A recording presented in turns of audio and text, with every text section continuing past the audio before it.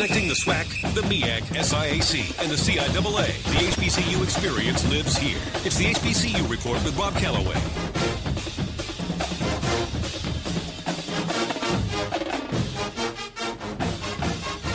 This is the HBCU Report being heard via the Two Live Stews Radio Network at twolivestewsradio.com. Rob Calloway here, back at it again, back and better than ever. Thank you guys for tuning in however you may be listening. Don't forget, you can also check us out live via the TuneIn Radio app, and we're on demand. You can download the show whenever, however, via Google Play for Android and also iTunes. So don't forget to check out our content partner as well. sportsnewsandbrews.com. When we're not here, we're there. There is sportsnewsandbrews.com. And, of course, follow us on social media, on Instagram and Twitter at HBCU Report. And, again, thank you guys for tuning in. Happy Saturday, Football Saturday. Football coming to an end quick, fast, and in a hurry. Unbelievable. I mean, totally unbelievable. I looked at the schedule this week, and I was like, oh, my God, we have the CIAA Football Championship coming up today. We have the SIAC Football Championship coming up today. Just unbelievable. I can't believe that time has gone by so fast. It seems like things just got started. And then I looked at the calendar, I think it was Tuesday, and realized that the Celebration Bowl, SWAC MEAC Championship, is just a few short weeks away. I mean, we're like literally like 1 month away. So we have like 4 weeks until the end. We still have games like the Bayou Classic. That means something because Grambling, you know, if Grambling just continues to go the way that they are and then just go ahead and defeat Southern, they're in, right? But if Southern continues to win, and I don't know how Southern's win. I think they're cheating now. That's why those referees got – no, I'm playing. I'll talk about that in a minute. But if Southern keeps going and then they knock off Grambling, they're in. Alcorn State has already punched their ticket in the SWAC East. Then you have this situation going on up in North Carolina where A&T is just a juggernaut, 9-0 for the first time in their 93-year history of their football program. And then you have North Carolina Central, who's right there and hoping that they can continue to win out. And then if they knock off A&T right at the end of the season, then, hey, they're back in. So a great time to be a college football, a HBCU college football fan, or just a college football fan in general. A lot of great stuff going on. Tuskegee and Fort Valley State getting it on today for their SIAC championship. And, Willie Slater and those guys, year in and year out, great program. Fort Valley State really been turning things around under Kevin Porter. And so I hate I'm not going to actually be able to make it to this game. I think this is actually going to be a real good game, and it's right down the road in Fort Valley. For those of you listening to this show in Atlanta and want to catch a great game or somewhere in middle Georgia, Fort Valley versus Tuskegee at Wildcat Stadium, 2 o'clock. Oh, and it's on ESPN3. So that's great stuff right there, so I'll definitely be able to catch it. But, yeah, man, Jesus Christ. I didn't even want to have to bring this up, but, when I sit down and start putting this show together, and good morning to everybody in the chat room. Thank you guys for starting to chime in. Good morning. Good morning. Good morning. When I sit down and start putting this show together, I always try to, make sure that, I get quality guests because I know the last thing that you guys want to hear is just me, just going wall to wall me, because I will. I like to talk to myself. Like, I do that from time to time. But, in situations like this weekend, you got the SIAC Football Championship, you got the CIAA Football Championship. And in previous years when this show was longer than just an hour, what I would always try to do is make sure that, if both games were being played, like today, how both games are being played, I make sure that in 1 hour I would feature the SIAC, and in 1 hour I would feature the CIAA, okay? And, with this show just being an hour, I have to choose, right? And it could be longer than an hour, but no. But I had to choose. So here's the thing. If I had to choose between Willie Slater, Tuskegee, and Coach Porter in Fort Valley versus Virginia State and Reggie Barlow versus that other team that they're taking on, I'm going to like, just because me and Reggie Barlow have a personal, like, friendship, I'm going to choose them, okay? So I'm just being honest. So full disclosure, because I believe in that, all right? But then sometimes, and I tell my class that this all the time, that sometimes I make a decision that I think is a great decision, but it ends up coming back to bite me in the butt and then proves itself to be the wrong decision. So, I said, okay, well, we're going to do this CIAA thing. So I text Reggie. I'm like, Reggie, hey, we're going to do this, man, right? So he said, yeah, let's do it today. So I'm like, all right, this is Monday. So I'm like, all right, let's do it. So then I contact the other school, and they're like, oh, yeah, we're going to do it. And I say, okay, are you sure we're going to do it? Because I need to start putting out my social media blast and making sure that, everybody knows that your university is going to be represented on this show. And they're like, oh, yeah, well, go ahead. We're going to confirm it right now. Go ahead. Man, I still ain't talked back to them fools. Sorry, folks. I'm just sorry. Hey, happy Saturday. This is the HBCU Report. We're just going to keep this moving right along because I can stand on my soapbox all day and talk about this. All right, so congratulations to the MEAC Hall of Fame class of 2018. Shardik Darby of South Carolina State, Nick Collins, former standout at Bethune-Cookman, Charlene Johnson of South Carolina State, Janina Lee, former standout athlete at Morgan State, and then our good friend Jay Walker, national champion. Howard University Bison. Oh, man, I bet you're not going to be able to tell Jay anything. He's in the MEAC Hall of Fame. What? Congratulations, Jay. That's big right there. Don't forget to follow our good friend Jay on Twitter at Jay Walker Sky.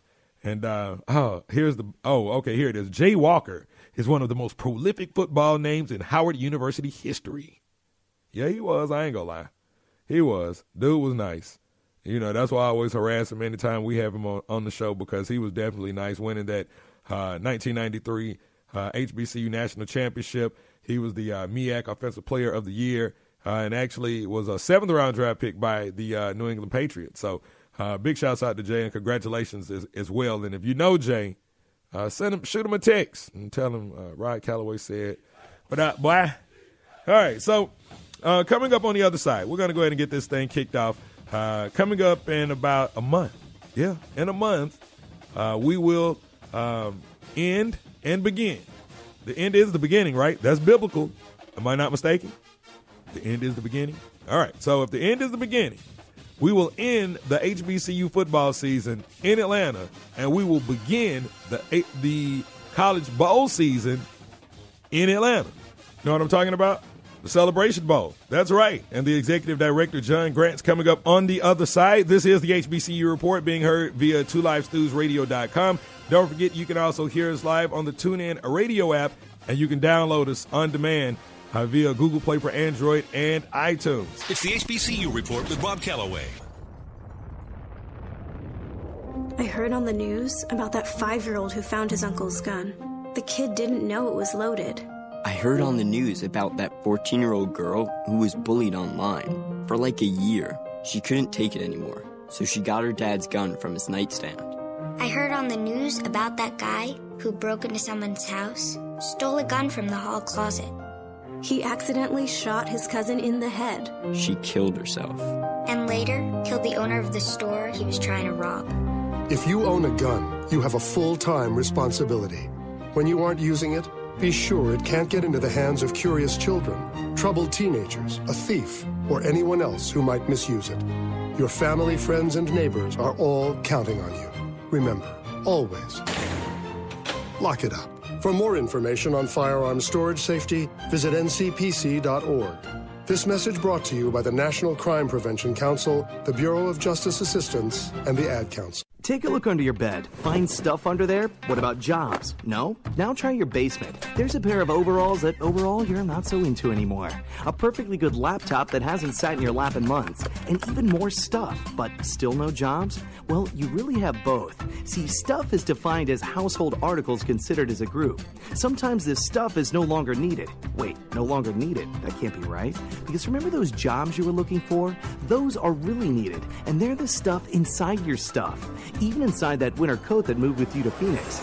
Our job is to unlock those jobs, and it starts when you donate your stuff to your local Goodwill. Here's how we do it. When you donate to Goodwill, we sell your stuff to provide job training for people right here in your community. So just by teaming up with Goodwill, you help create jobs. And isn't that worth parting with the leftover keytar from your 80s cover band? Goodwill. Donate stuff, create jobs. Find your nearest donation center at goodwill.org. A message from Goodwill and the Ad Council. From Clark Atlanta to Morehouse to Spelman, it's the HBCU Report with Rob Calloway.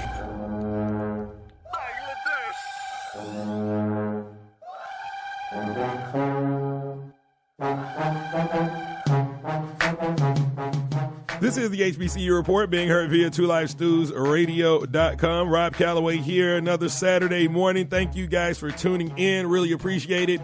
And coming up in a few short weeks, I mean, it's unbelievable. I mentioned it at the top of the show.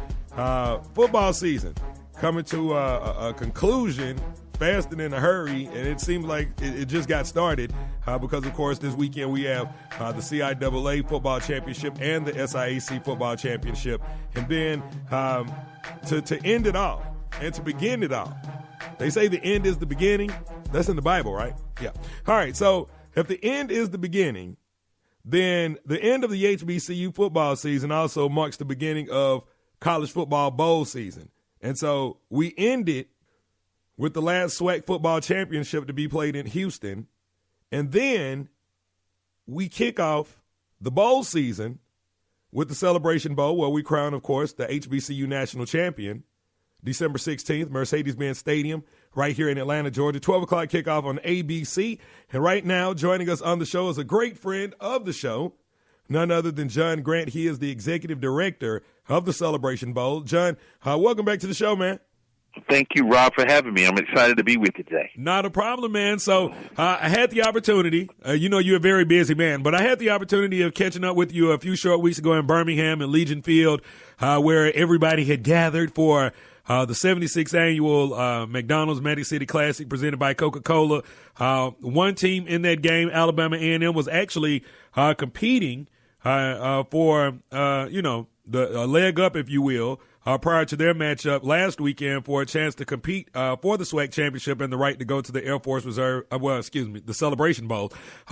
So how's your travels been? And tell us, what's been the excitement level as you've been making the trek, because you've been all around the United States promoting this thing.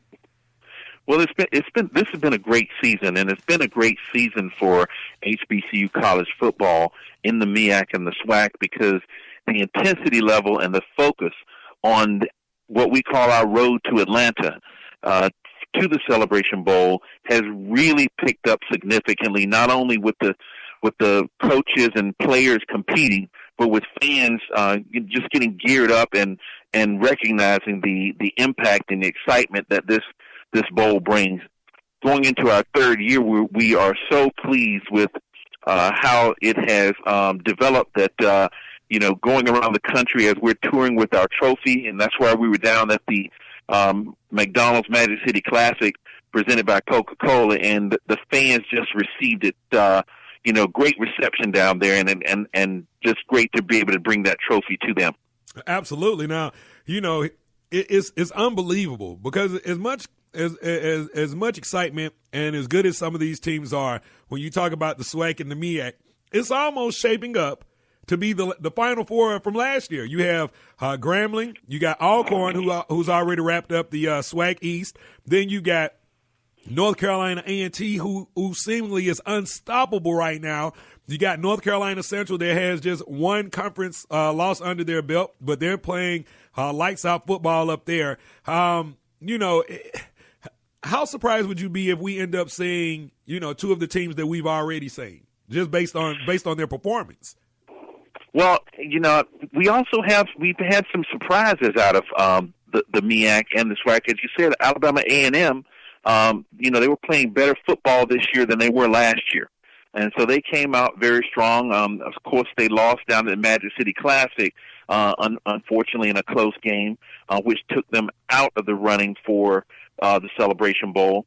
But on the MEAC side, Howard University, they have only one loss. Right. And, what a surprise, there. And with them also beating UNLV as an FBS program,